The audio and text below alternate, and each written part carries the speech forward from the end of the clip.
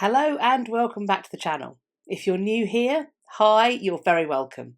This is Reading the Past and I'm Dr. Cat. Today we're exploring a murder mystery that's nearly 500 years old. The crime took place in the early hours of the 10th of February 1567 at Kirker Field house in Edinburgh. The victims were Henry Stuart, Lord Darnley, who was the second husband of Mary Queen of Scots, and his servant William Taylor. Now, once again, I am going to have to provide a bias disclaimer because there is one thing that almost all historians are able to agree on, and that is that Mary Queen of Scots had utterly shocking taste in men, and that Darnley was quite a bit of a rotter. To be clear, that is not me saying that he deserved to be murdered in any way. It is me pointing out that, as with some of the other figures that I have talked about on this channel, it behooves me, shall we say, to point out my personal distaste for them before I discuss them with you all. However, as always, I will of course still be doing my very best to remain as impartial as possible. Darnley's story is equal parts annoying, tragic, and fascinating. Among other things, his murder is, I would argue, a fulcrum point in his wife Mary's life. So, let's dive in and explore just what that means.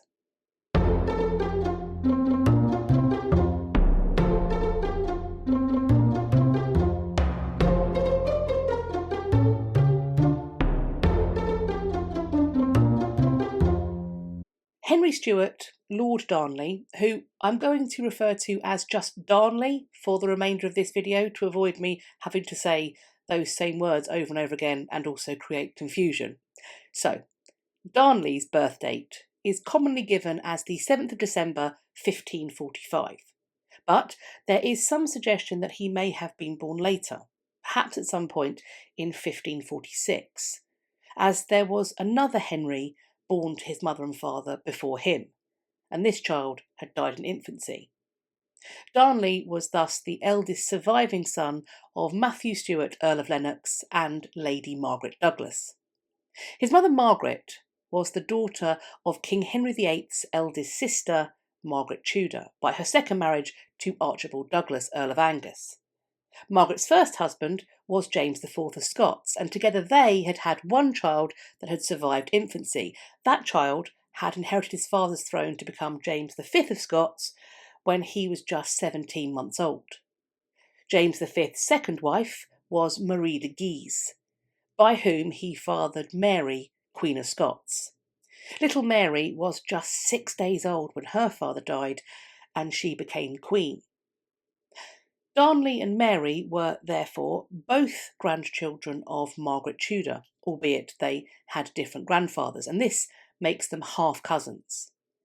And one of the things that this meant for this couple's future marriage was that they had the blood of the Tudors running through their veins. They were the great-grandchildren of King Henry VII. Darnley also claimed descent from one of his future wife's great-great-great-grandfathers, meaning that he also had a, albeit more tenuous, claim to the throne in Scotland as well. I would describe the Earl and Countess of Lennox as political creatures, interested in the advancement of themselves and their dynasty. They saw to it that their son Darnley was provided with an education that would set him apart as a courtier. In fact, if I were going to be a little spicy, I might even refer to it as a princely education. Elaine Finney-Gregg describes Darnley as follows, quote, "He was an elegant dancer and accomplished in singing and playing the lute. Physically, he was strong and athletic, a good horseman with a knowledge of weapons and a passion for hunting and hawking. Academically, he appears to have been an average student for the time, learning Latin and growing up familiar with the Scots, English and French languages. Sometimes, of course, the highly ambitious in society will have a misstep, an overreach, a gamble that doesn't quite pay off. Indeed, it may be something that even costs them. In the 1540s, Darnley's father had ended up siding with Henry VIII and England in their attempt to secure, read force, a marriage between Mary Queen of Scots and Prince Edward. This was known as the rough wooing, and among other things, this particular escapade resulted in the Earl of Lennox being named a traitor, which in turn led to his estates in Scotland being seized in 1545. Mary Queen of Scots was then swiftly betrothed to the Dauphin of France, Francis, and at the same time she was sent to the French court, ostensibly for her safety. It was August 1548.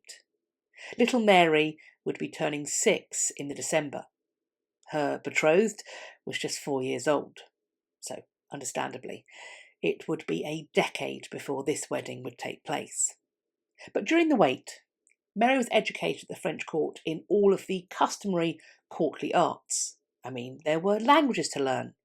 Latin, English and French were the ones that Mary became the most well versed in. But there was also horse riding, sewing, dancing, singing and music making. Mary was famously very beautiful. She was taller than your average, and it was also said that she was charming, witty and graceful. Mary and Francis were finally married on the 24th of April 1558, which was just 20 days after Mary had signed documents that made the French crown the heir of her claim to the English throne if she were to die without children. At her marriage, Mary was 15, her bridegroom was 14.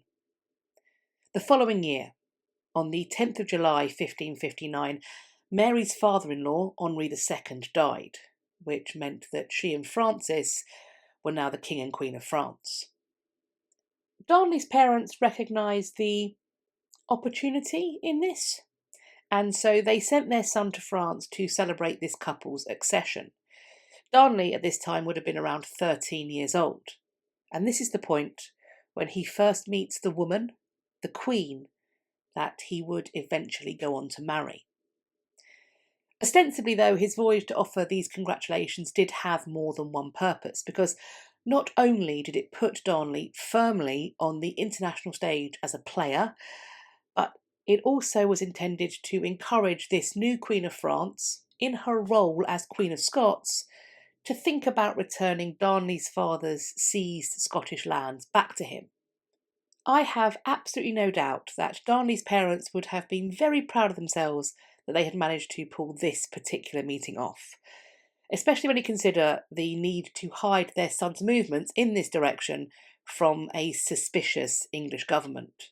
And I do think that suspicion is understandable, because at the time of her wedding, Mary Queen of Scots had said that she was in line for the English throne.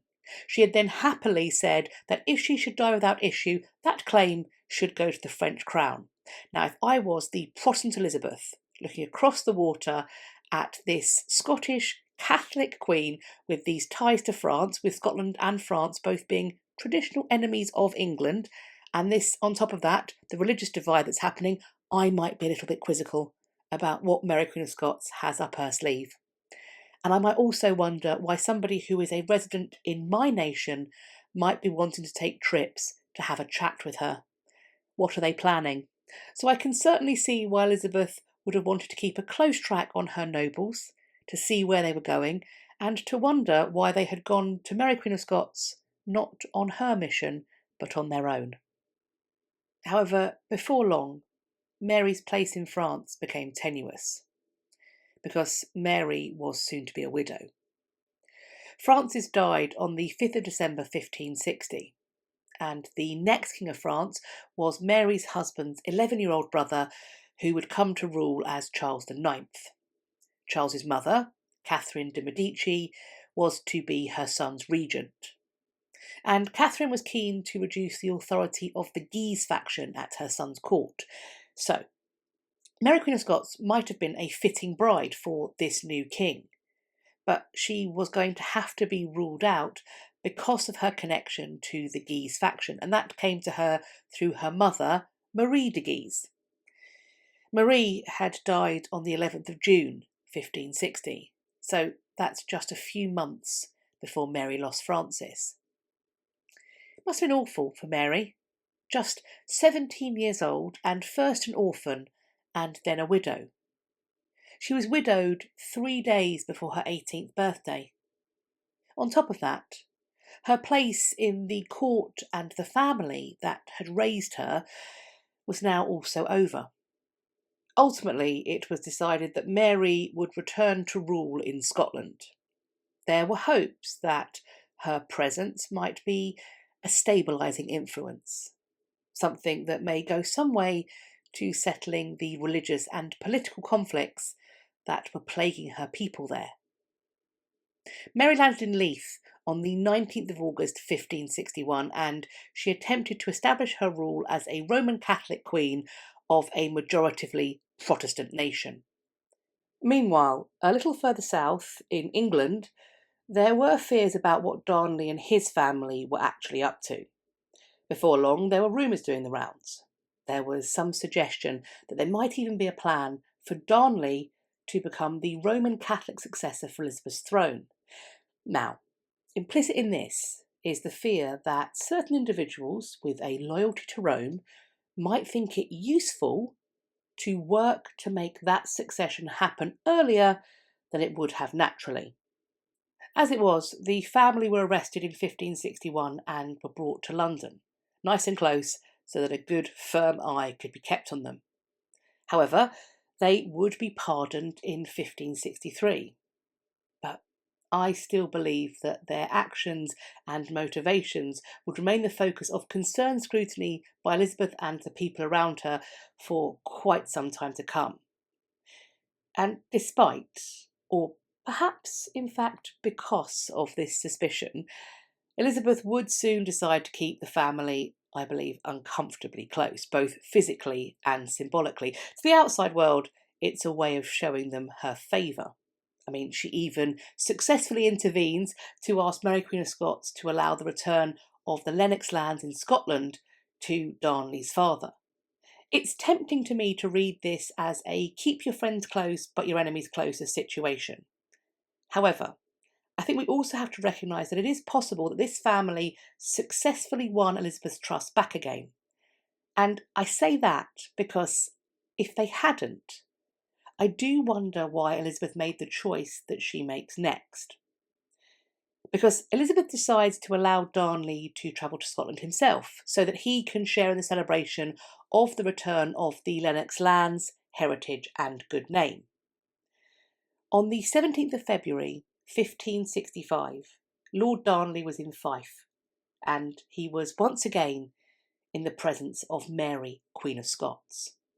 Reports tell of there being an instant attraction on Mary's part for, quote, the lustiest and best proportioned long man that she had seen. Mary was 22 years old. Darnley was around 20. On the 25th of February 1565, so just a few days after this pair had been reunited, they were at Holyrood together. There, in the evening, they danced a galliard. The galliard is a quick dance characterised by lots of fancy showy-offy footwork. There are hops, jumps and leaps. In short, it's one that has you panting and that makes your heart beat just a little bit faster. If you are able to dance it with a partner that you find physically attractive, well, it's a pretty exciting experience. Then, when Darnley fell ill 2 months later, at the start of April, it would be Mary that nursed him. On the 15th of May 1565, Darnley pledged his allegiance to Mary, and in response, she loaded him up with titles, including making him the Earl of Ross. Now, the rumours of this couple's intention to marry had been swirling for a while, but this development was viewed as them effectively announcing their betrothal. Down in England, Elizabeth did not take the news of these developments well. I mean, after all, here are two people who can claim a blood right to succeed this queen on her throne. And then you've got the added risk, which is the fact that Mary Queen of Scots would be, for many Roman Catholics, their current preference for queen. On top of this, Darnley has an ambiguous faith. He is raised in the Roman Catholic way, but he was able to conform, outwardly if nothing else, to the reformed religion that had been practised in England. Additionally, any child of this union would have a virtually unassailable claim to sit on both the Scottish and the English thrones. At the same time, Elizabeth remained unmarried, and she was therefore lacking an heir of her own body that would secure the succession for the Tudor dynasty. However, this match also had scant support amongst the nobility of Scotland. In fact, I go so far as to argue that those around Mary were able to recognise in a way that she could not, at least for now, just how obnoxious her intended was. And frankly, that's the polite way of putting it. Nevertheless, Mary and Darnley would be married. The ceremony took place at Holyrood on the 29th of July 1565. Roman Catholic rites were the ones that were observed at this time. And so what this means is that it was just a little over 5 months after this pair had been reunited, with that 5 months being the first period of time they had actually spent much longer than a few moments in each other's company. That is how long it was before they were married. The day after the wedding, Darnley was being proclaimed as King Henry. It would only take a few weeks for Mary to realise the truth of that old adage, marry in haste, repent at leisure.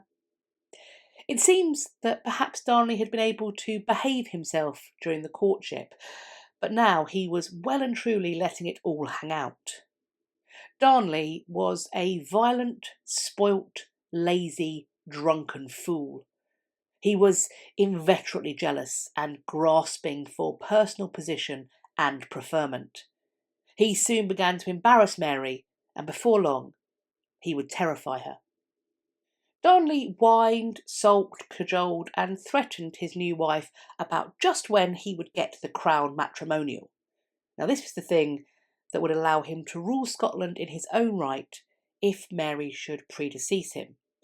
I suppose the modern equivalent of this would be if you got married fairly quickly and your new spouse was very, very keen on taking out huge life insurance policies on you. Maybe a couple, because that is an equal level of red flag. As it was, Mary stayed firm. Darnley was told that he would have to wait until her parliament agreed to grant the crown to him. Darnley, however, doesn't like being told no. By the 13th of October, Thomas Randolph, who was the English ambassador to the Scottish court, is able to report on a growing rift that he has noticed between the couple. Nevertheless, at around this time, or perhaps just shortly afterwards, Mary would have known that she was pregnant. Darnley now occupied the enviable position of being the father of the heir to the Scots throne, and with Elizabeth still childless, to the English throne too. I think a more sensible person would have recognised how great his fortune was in this situation. But evidently, Darnley is just not that person. Because if anything, Mary's pregnancy looks like it ramped Darnley up. I mean, certainly it seems to have fanned the flames of his jealousy. For some reason, in 1566, Darnley became fixated on Mary's secretary for her French correspondence, a man by the name of David Rizzio. Scurrilous rumours had begun to circulate regarding Mary engaging in an affair with this Italian who had a flair for music making. Many of Mary's Scottish nobles were suspicious that this Roman Catholic foreigner might in fact be working for the Pope in an attempt to threaten the Protestant faith of the nation. As it was, Darnley decided that these suspicious nobles were the ones that he should join up with. On the evening of the 9th of March, Darnley brought this gang of armed rebel nobles to his wife Mary's chambers at Holyrood. She was there, dining with a few of her ladies and with Rizzio. The group burst in, and at once there were accusations about Rizzio having been the one to impregnate Mary with the baby that she was currently carrying. These accusations were coupled with vociferous complaints about Mary's policy decisions and a number of other terrifying threats. And let's not forget that Mary was visibly heavily pregnant. It's believed that she was made to witness Rizzio being brutally murdered in front of her. Rizzio was stabbed multiple times. Must have been terrifying. And it's been suggested that that might have been the point. That maybe it was done in this way to shock Mary into an early labour, something that would kill the baby and potentially the Queen as well. However, there is an alternative reading, and that is that Darnley's violence was directed at Rizzio in particular because Rizzio was Darnley's lover. Indeed, John Guy asserts that, quote, "They absolutely had a sexual relationship. There is absolutely no doubt in history because they were found in bed together." So is the truth of it that Darnley was infuriated at the rumours that his wife had betrayed him with his own lover? Or did he suddenly feel the need to silence that lover permanently? Or was this simply Darnley's way of punishing Mary for denying him the crown matrimonial? Did he think that his fellow rebels would give him that crown because he had conspired with them? As it would turn out, these murderous rebels, excluding Lord Darnley, fled to England. However, they made right sure that Mary knew just how fully involved her husband had been in planning the murder of Rizzio. Indeed, it had been Darnley who had decided that they should kill this man in Mary's presence. Mary entered her confinement in April 1566 at Edinburgh Castle. Then, on the 19th of June 1566, she would be delivered of a healthy baby boy, Prince James. He would be the future King James VI of Scots and First of England. Upon the birth of this most important baby, his father, Lord Darnley, became even more erratic. He threatened to leave, he moaned about not having the proper status, he started to write to Mary's diplomatic connections in ways that undermined and embarrassed his wife and her nation. In late November, Mary consulted some of her most loyal and trusted nobles about the Darnley problem. In an ideal world, she would simply apply to the Pope to annul her marriage. But now there was Prince James, and he represents a male heir to both the thrones of Scotland and arguably England. His legacy is at stake. Risking his legitimacy being questioned was unpalatable, to say the least. Nevertheless, it was recognised that something would have to be done about the boy's father. Prince James's baptism, which took the form of the traditional Roman Catholic service, was celebrated in the Chapel Royal at Stirling Castle on the 17th of December 1566.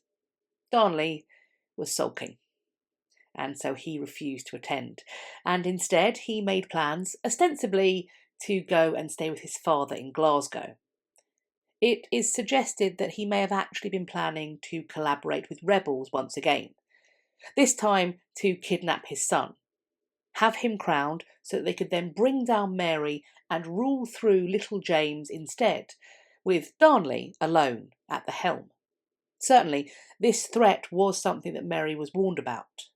Perhaps he simply didn't get the chance, because while Darnley was away from Mary, he fell gravely ill. Some say that he contracted smallpox, others say it was syphilis. Mary went to collect her husband from her father-in-law in Glasgow on the 20th of January 1567. Mary encouraged Darnley to convalesce in Edinburgh, and Darnley would acknowledge how kindly his wife had treated him. He could easily have been convinced that the marriage might even be about to get back on track. Maybe the crown matrimonial was still in the offing for him. Darnley was convinced to stay at the house of Kirker Field, and all seemed well. But this new peace would soon be destroyed by an explosion, which happened in the early hours of the 10th of February 1567. Darnley was due to return to court and to Mary that very day. But now, the house he had been staying at had been blown up with gunpowder, and he had been found dead in the garden. Darnley's body was found alongside his servant William Taylor's. These men were partially clothed, and near them was a chair, a dagger, a coat, and a cloak. No obvious cause of death was evident on the body of either man. It is thought that Darnley and Taylor had been sleeping, or preparing to sleep, when they became aware that they were beset by enemies. They then used what they had on hand to attempt to escape. They sought to lower themselves out of the window, and this may explain the items that were found beside them in the garden. But clearly, in any event, it looks like they didn't get too far. And it's thought that presumably they were either strangled or smothered by their assailants. And I'm using the word assailants because I'm assuming that this would require more than one killer if they're going to chase, subdue, and murder two fully grown men. After the murders, the house at Kirker Field was blown up. The centuries-long mystery in this case is who was responsible for it, who actually did it, and who knew about it. In the aftermath, Mary Queen of Scots was said to be in a state of near total collapse. But was this state a result of guilt, because she had wished, perhaps even planned Darnley's death? Or was it actually about fear, even horror, that her husband and the father of her child had been brutally murdered, potentially by somebody who was close to her? James Hepburn, Earl of Bothwell, is deemed to be the leading suspect in this murder, and he was put on trial. There is a general consensus that this trial was actually rigged, because it allowed Bothwell to be acquitted on the 12th of April 1567. Then, on the 24th of April 1567, Bothwell, accompanied by a troop of mounted fighters, captured Mary Queen of Scots and took her to Dunbar. Was this a real kidnapping, or was Mary complicit in it? Was this a sneaky way for her to be able to marry her chosen partner and or show her true gratitude to the man who had released her from that brute Darnley? Or was Mary, this woman, tormented by the bloodshed that had happened all around her, then kidnapped and actually assaulted by this nobleman who should have been loyal to her as his queen? Did Bothwell's assault, if it took place, make Mary feel that she had no choice but to marry him?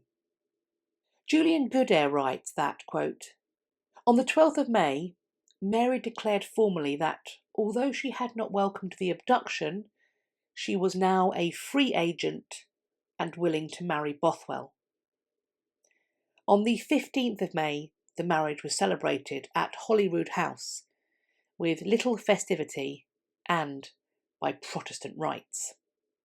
Whatever the reality, I'd say that Mary ends up bearing the greatest part of the burden in being deemed culpable. And I'd also argue that she gets to pay the highest price. Mary had been made pregnant by Bothwell, but she suffers a miscarriage. Then, in the aftermath of that physical and emotional ordeal, due to the unpopularity of the Bothwell marriage and the belief that she played some part in killing Darnley, Mary soon finds herself being threatened into abdicating her throne in favour of her son. She does, in fear of her life. Little James would be crowned on the 29th of July, 1567. However, Mary was able to rally, to recuperate physically. She found hope in the thought that if she could just escape from Scotland, if she could just reach England, then her kinswoman and sister Queen Elizabeth would surely do everything to support her in reclaiming her throne. As it was, Mary simply exchanged one prison for another, one she would spend the next 19 years in, until Elizabeth, the woman who she had hoped would help her ended up signing the warrant that would lead to her life ending on the scaffold. Mary would never see her son again. But what do you think of the mystery surrounding the murder of Lord Darnley? Do you think that Mary's later suffering can simply be put down to her having made this very bad marriage? Or was Mary rightly censured for having had her husband killed? Do you think she actually chose Bothwell? Or was she another victim of the man that had killed her husband? As always, I'm looking forward to reading your conversations in the comments section underneath this video. Or you can find me over on other social media platforms.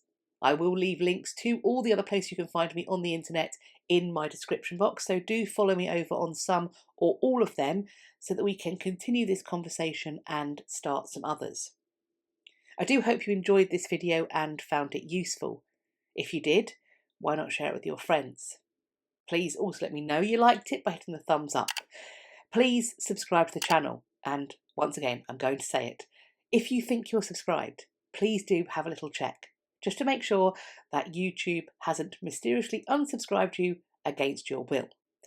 While you're there, checking, subscribing, and maybe resubscribing, please do hit the bell icon that sits beside the subscribe button, and then also select all in the drop down that will appear so that YouTube will tell you when I've next uploaded.